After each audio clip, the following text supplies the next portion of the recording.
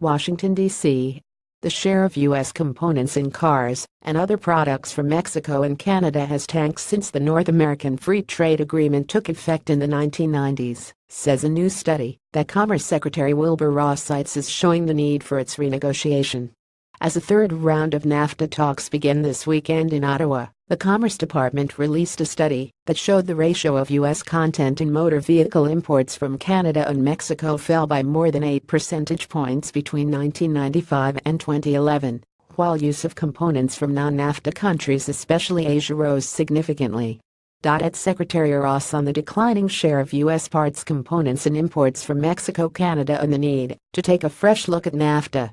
Pic.twitter.com FUSCSB U.S. Commerce Department at CommerceGov September 22, 2017. The declining share of American parts and components and imports from Mexico and Canada is all the more reason for us to take a fresh look at NAFTA, said a statement from Ross. Ross said the data shows American manufacturers are not benefiting nearly as much as once believed from NAFTA. And because the most recent available data on value-added trade is from 2011, the problem may be worse than the statistics show, the statement from Ross said. Ross also wrote a column in the Washington Post about the study, which made the point that free trade agreements are supposed to benefit the countries within the agreement, not outsiders. Instead, NAFTA has provided entry into a bigger market for outside countries, and the United States is paying the price, Ross said in the column. While NAFTA has achieved its goal of increasing three-way trade in absolute terms, American workers and businesses are not benefiting in a way that is fair and reciprocal. At Secretary Ross, these NAFTA rules are killing our jobs.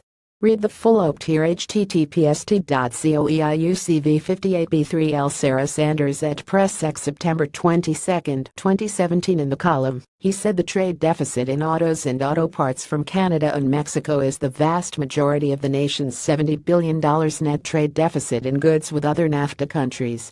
He said one reason that the share of U.S. parts has decreased is the agreement's rules of origin requirements, which cited exact parts the rules applied to, some of which are no longer used.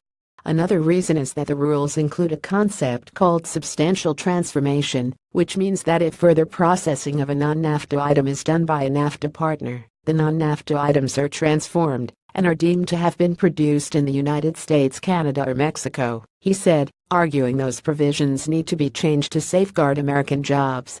Rules of origin are among the topics that are expected to be addressed in upcoming NAFTA negotiations.